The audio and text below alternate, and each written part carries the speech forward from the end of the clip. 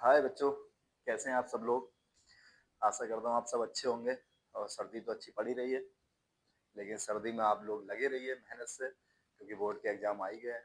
Practical की date भी आ गई, अभी पोस्टपोन हो गई। प्रैक्टिकल की डेट 9 से 16 तक है, यूपी बोर्ड के प्रैक्टिकल की डेट। तो खैर, ये प्रैक्टिकल भी चलते रहेंगे, लेकिन इस बीच आप पढ़ाई भी अच्छे से करते रहिएगा ताकि अच्छे नंबर आए और अच्छा प्रदर्शन आप बोर्ड के एग्जाम में कर सके। तो बहुत बेहतरीन नंबर आएंगे, बस मेरे साथ जुड़े रहिए। आपको ज़्यादा परेशानी होनी नहीं, इससे बाहर कुछ नहीं जाएगा। जितना मैं पढ़ा रहा हूँ यही टोटल आने वाला है। तो वह आजकल चल रहा है 10th और 12th का कॉमन टॉपिक प्रकाश। ये मैंने सब पढ़ाया था, प्रकाश का परावर्तन अभी मैं रिपीट कर दूंगा कि मैंने क्या क्या पढ़ाया था।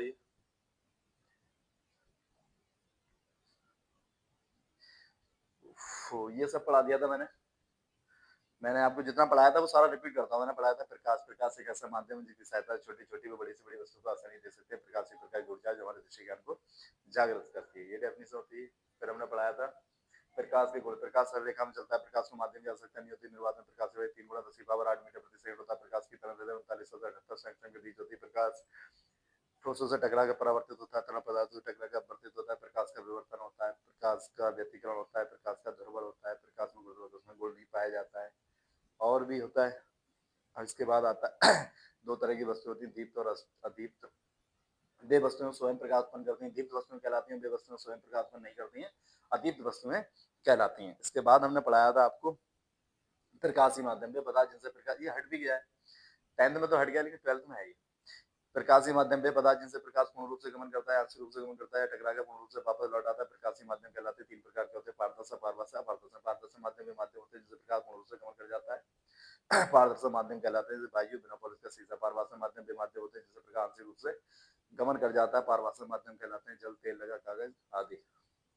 अपारदर्शक माध्यम वे माध्यम होते हैं जिससे प्रकाश का टकरा कर क्या होता है, पूर्ण रूप से वापस आ जाता है। अपारदर्शक माध्यम कहलाते हैं कॉपी, किताब, दीवार आदि। इसके बाद आता है प्रकाशीय किरणपुंज। प्रकाश जिस सरलरेखा में चलता है उसे प्रकाश की किरण कहते हैं। किरणों के समूह को प्रकाशीय किरणपुंज कहते हैं। ये निम्नलिखित 3 प्रकार के होते हैं। ये निम्नलिखित 3 प्रकार के होते हैं, अपसारी, अभिसारी और समांतर किरणपुंज। अपसारी किरणपुंज वह किरणपुंज होता है जिसमें प्रकाश किरणें एक ही बिंदु से फैलती हैं, फैलती हुई प्रतीत होती है, अपसारी किरणपुंज कहलाता है। वह किरणपुंज जिसमें प्रकाश किरणें एक ही बिंदु पर मिलती प्रतीत होती है, अभिसारी किरणपुंज कहलाता है। वह किरणपुंज जिसमें प्रकाश किरणें एक दूसरे के समांतर होती है, समांतर किरणपुंज कहलाता है। फिर आता था प्रकाश का परावर्तन। जब प्रकाश एक माध्यम से चलकर दूसरे माध्यम टकराता है, टकरा कर उसी माध्यम वापस हो जाता है, प्रकाश का परावर्तन कहलाता है। इसके निम्नलिखित 2 नियम होते हैं, आपतित किरण, परावर्तित किरण। अभिलंब और आपतन बिंदु एक ही तल में स्थित होते हैं। आपतन कोण और परावर्तन कोण आपस में बराबर होते हैं। दोनों नियम थे। प्रकाश का परावर्तन निम्नलिखित 2 प्रकार का होता है, नियमित और अनियमित। जब प्रकाश का परावर्तन किसी चिकने पृष्ठ से होता है, परावर्तित होने वाली प्रकाश की किरणें क्या होती हैं, एक दूसरे के समांतर होती हैं। प्रकाश का परावर्तन नियमित परावर्तन कहलाता है। फिर अनियमित परावर्तन होता है जब प्रकाश का परावर्तन किसी खुरदरे पृष्ठ से होता है और परावर्तित होने वाली प्रकाश की किरणें एक दूसरे के समांतर नहीं होती। अनियमित परावर्तन कहलाता है रेगुलर और इरेगुलर। इसके बाद हमने पढ़ाया था आपको दर्पण। दर्पण किसी कांच के पृष्ठ पर एक और पॉलिश कर दी जाए, दर्पण कहलाता है। इनमें 2 प्रकार के होते हैं, समतल दर्पण और गोलीय दर्पण। किसी कांच के समतल पृष्ठ पर एक और पॉलिश कर दी जाए, समतल दर्पण कहलाता है। किसी कांच के गोलीय पृष्ठ पर एक और पॉलिश कर दी जाए, गोलीय दर्पण कहलाता है। गोलीय दर्पण 2 प्रकार के होते हैं, उत्तल और अवतल। किसी कांच के गोलीय पृष्ठ पर पॉलिश इस प्रकार से की जाए कि प्रकाश का परावर्तन उभरे ओर से हो, यानी हम कह सकते हैं किसी कांच के गोलीय पृष्ठ पर पॉलिश दबे हुए ओर की जाए, प्रकाश का परावर्तन उभरे हुए ओर से हो, उत्तल दर्पण कहलाता है। किसी कांच के गोलीय पृष्ठ पर पॉलिश उभरे हुए ओर की जाए, प्रकाश का परावर्तन दबे हुए ओर से होता है, अवतल दर्पण कहलाता है। इसके प्रूफ करना है उत्तल दर्पण और अवतल दर्पण के। फिर हमने प्रतिबिंब बनाना है, जब वस्तु कहाँ रखी हो, कैसे रखी हो, इसके बारे में बात करेंगे।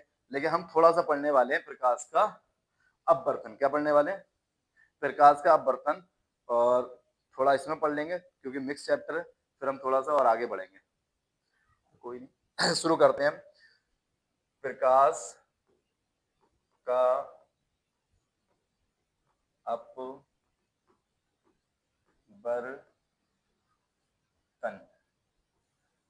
इसे कहते हैं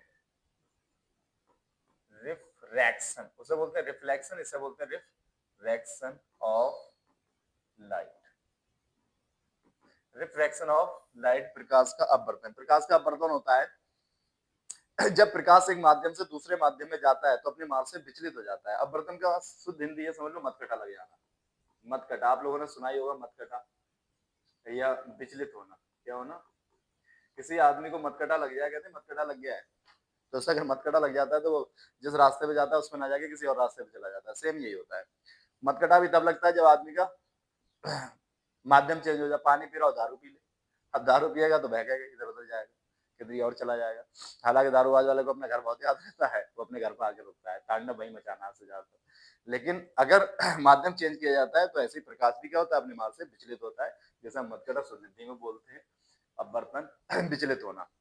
तो डेफिनेशन है कि जब प्रकाश एक माध्यम से दूसरे माध्यम में जाता है, मान लो ये एक माध्यम है, ये क्या है, एक माध्यम, और ये कौन सा माध्यम है, दूसरा माध्यम।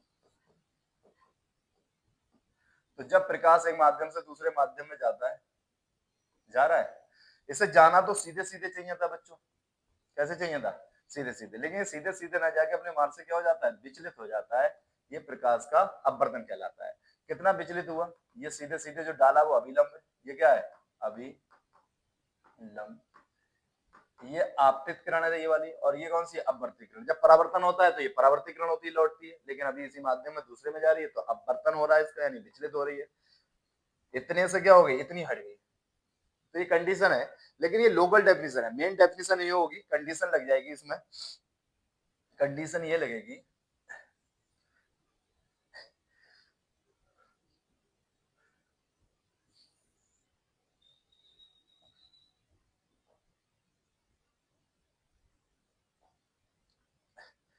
मान लो ये आ रहा है प्रकाश,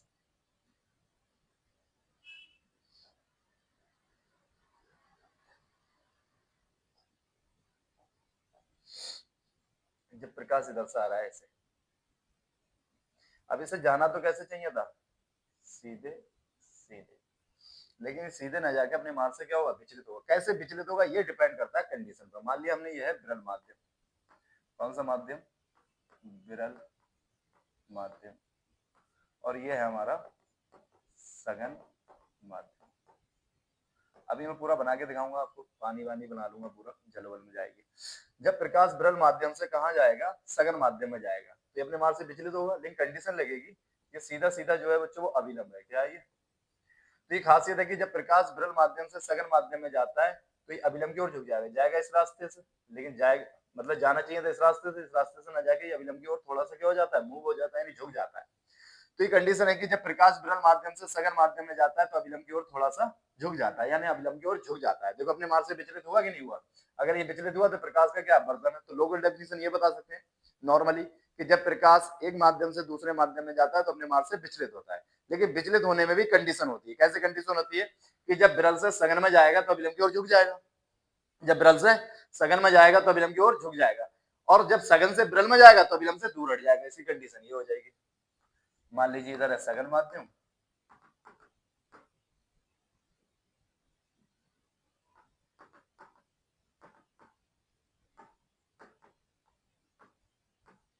ये जाना चाहिए था ऐसे सीधा सीधा, लेकिन सीधा सीधा ऐसे जाना चाहिए था।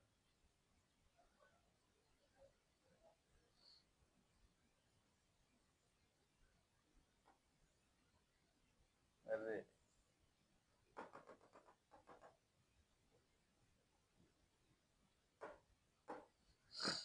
सीधे सीधे ना जाके ये क्या होगा, अब सघन से कहा जा रहा है विरल में, तो ये खासियत होगी, ये सीधा सीधा अभिलंब है, इसमें क्या है, तो ये अभिलंब से थोड़ा सा दूर हट जाएगा। क्या हो जाएगा, दूर हट जाएगा। अभी देखिए क्या हो गया, अभिलंब की ओर झुक गया, अब अभिलंब से थोड़ा दूर हट गया, इतना कोण बनना है। तो एक खासियत है कि जब प्रकाश विरल माध्यम से सघन माध्यम में जाता है तो अभिलंब की ओर झुक जाता है, और जब सघन माध्यम से विरल माध्यम में जाता है तो अभिलंब से दूर हट जाता है। प्रकाश का अपवर्तन कहलाता है। कौन सा वर्तन, प्रकाश का अपवर्तन। सीधी सी बात है कि जब प्रकाश विरल माध्यम सघन माध्यम में जाएगा तो अभिलंब की ओर झुक जाएगा, सघन माध्यम से विरल माध्यम में जाएगा तो अभिलंब से दूर हट जाता है, प्रकाश का अपवर्तन कहलाता है। इसके भी निम्नलिखित दो नियम होते हैं। क्या नियम होते हैं, दो नियम। अगर डेफिनेशन लिखना चाहो तो आप लिख सकते हो कि जब प्रकाश विरल माध्यम से सघन माध्यम में जाता है, मैं लिख देता हूं इसकी डेफिनेशन,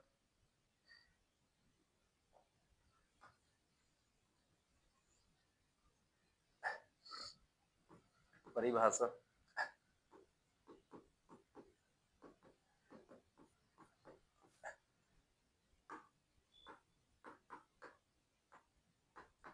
जब प्रकाश विरल माध्यम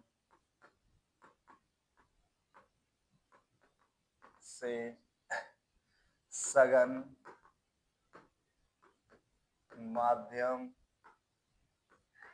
में जाता है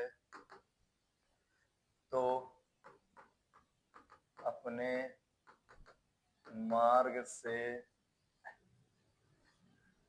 जब प्रकाश विरल माध्यम सघन माध्यम में जाता है तो अभिलंब की ओर झुक जाता है।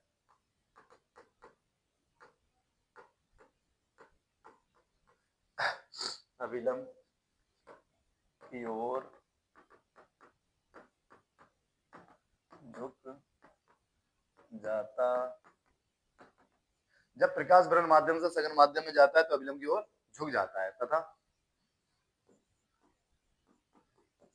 सघन माध्यम से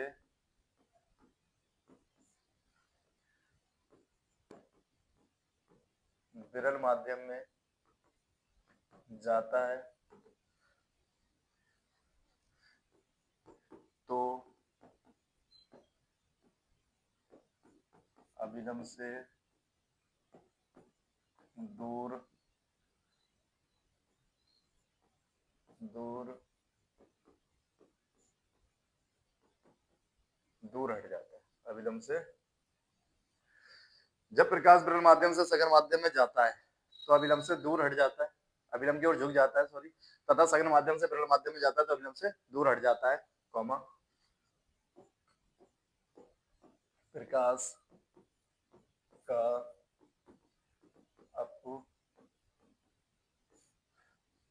अपवर्तन कहलाता है। प्रकाश का अपवर्तन है, जब प्रकाश विरल माध्यम सघन माध्यम में जाता है तो अभिलंब की ओर झुक जाता है, तो सघन माध्यम से विरल माध्यम में जाता है तो अभिलंब से दूर हट जाता है, प्रकाश का अपवर्तन कहलाता है। इसका डायग्राम बना लेते हैं।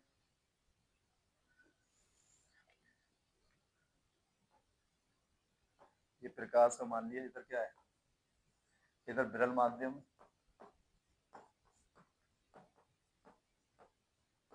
और इधर कौन सा माध्यम है, ये वाला सघन माध्यम।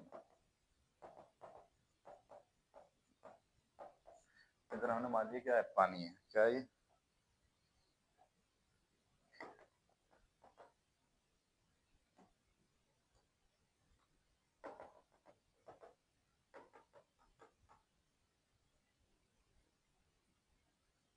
ये सब क्या है, पानी है, ये सब पानी। तो इसे जाना तो सीधे सीधे चाहिए था, कैसे चाहिए था, सीधे सीधे जाना चाहिए था इसे, लेकिन सीधे सीधे ना जाके ये अभिलंब की ओर क्या हुआ, थोड़ा सा इस अभिलंब की ओर, ये इस अभिलंब की ओर क्या होगा, अभिलंब की ओर झुक जाएगा, क्या हो जाएगा, झुक जाएगा। इसे जाना कैसे चाहिए था, सीधे सीधे, लेकिन सीधे सीधे ना जाए, अभिलंब की ओर क्या हो गया, झुक गया, क्योंकि हमने क्या ले लिया, जल ले लिया, क्या ले लिया, जल, और इधर हमने ले लिया वायु। तो ये विरल माध्यम हो गया और ये सघन माध्यम हो गया। तो जब प्रकाश विरल माध्यम सघन माध्यम में जाता है तो अभिलंब की ओर झुक जाता है, और सघन माध्यम से विरल माध्यम में जाता है तो अभिलंब से दूर हट जाता है, प्रकाश का अपवर्तन कहलाता है। इसके निम्नलिखित दो नियम होते हैं, इसके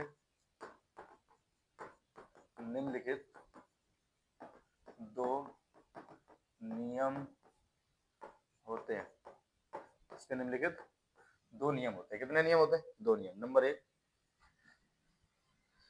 एक, ये आपतित किरण है, ये वाली अपवर्तित किरण है, और ये क्या, अभिलंब। इसे नाम दे दो, कौन से किरण, आपतित। चलिए दूसरा बनाते हैं।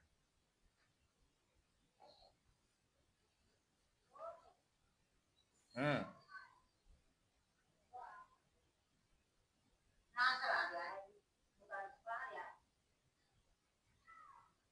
हम्म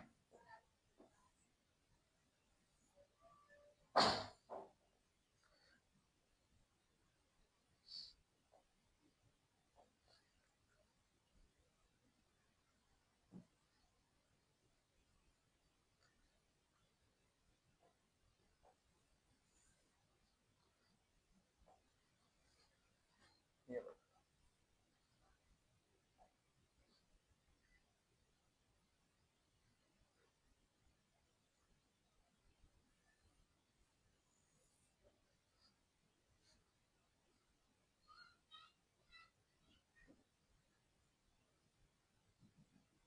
ये सब पानी है, इसे आना चाहिए था ऐसे,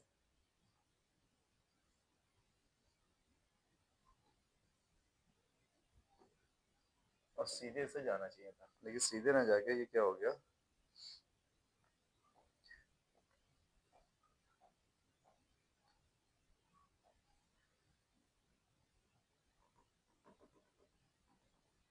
ये आपतित किरण है,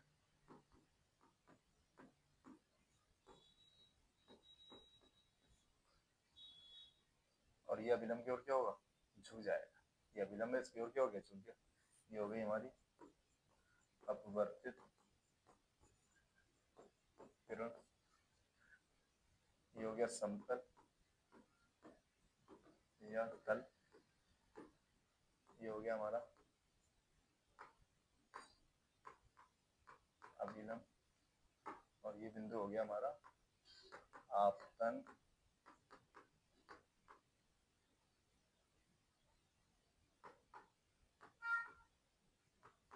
आपतन बिंदु। नाम हो गया ए, ये हो गया हमारा बी, और ये हो गया हमारा सी, और ये हो गया हमारा एन। ये बिंदु है। इसकी खासियत होती है कि आपतित किरण, अपवर्तित किरण, अभिलंब और आपतन बिंदु एक ही समतल में, एक ही तल में स्थित होते हैं। तो ये नियम है इसका पहला कि आपतित किरण कॉमा अपवर्तित, सेम होता है पहला नियम जो परावर्तन का होता है वही अपवर्तन का होता है। परावर्तन का नियम ये होता है कि आपतित किरण, परावर्तित किरण, अभिलंब और आपतन बिंदु एक ही तल में स्थित होते हैं। परावर्तित की जगह इसमें अपवर्तित किरण आ जाता है बस, क्योंकि परावर्तन में परावर्तित किरण कहलाती है, अपवर्तन में अपवर्तित किरण कहलाती है, बस इतना फर्क होता है। तो आपतित किरण, अपवर्तित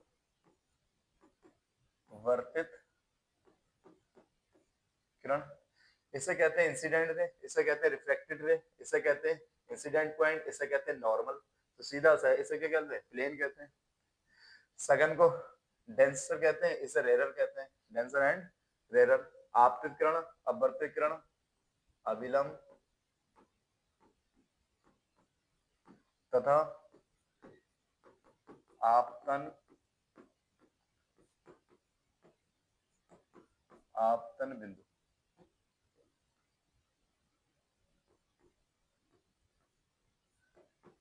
आपतन बिंदु एक ही तल में स्थित होते हैं, एक ही तल में स्थित होते हैं। दूसरा नियम होता है इसका, दूसरा नियम, ये जो आपतित किरण है अभिलंब के साथ आपतन कोण बनाती है, परावर्तन में सेम बनाती थी, और यहाँ पर कौन सा कोण बनेगा, आर। ये कोण कौन सा होगा, आर। बस फर्क क्या है, इससे परावर्तन में परावर्तन कोण कहते थे, अपवर्तन में से अपवर्तन कोण कहते हैं। क्या कहते हैं, अपवर्तन कोण। तो खासियत होती है कि आपतन कोण की ज्या, आपतन कोण की ज्या, ज्या बोले तो साइन,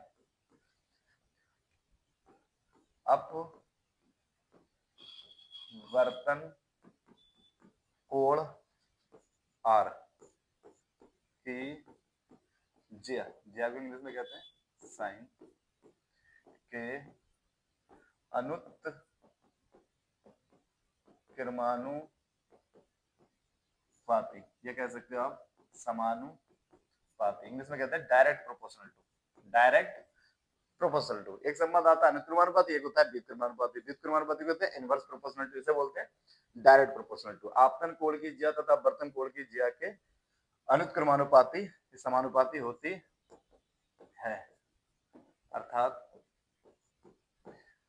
आई, आई के साथ कौन, ज्या, ज्या का मतलब साइन, अपवर्तन कोण की ज्या, आर की ज्या के क्या है, समानुपाती होती है। जैसे समानुपाती का निशान हटाएंगे, बराबर का निशान आएगा, कांस्टेंट पद आएगा एन, तो फार्मूला हो गया साइन आई बराबर एन साइन। ये खासियत होती है कि जब जब समानुपाती का निशान हटेगा ये वाला, तो एक बराबर का निशान आता है, एक नया कांस्टेंट आ जाएगा, नया, हर बार नया आता है। आपने गुरुत्वाकर्षण में पढ़ा हुआ, कैपिटल जी आया है, सब में हर जगह अलग अलग आता है साइन आई। इसे घुमा के लिख लो, एन बराबर गुणा में सामने वाले के अपॉइंट में जाएगा, बटे में चला जाएगा, sine i upon sine r. इसे स्नेल का नियम भी कहते हैं, इसे स्नेल का नियम भी कहते हैं, इसे स्नेल का नियम कहते हैं। होता क्या है, जहां, याद रखना है, जहां एन एक नेतांक है, नेतांक, नेतांक बोले तो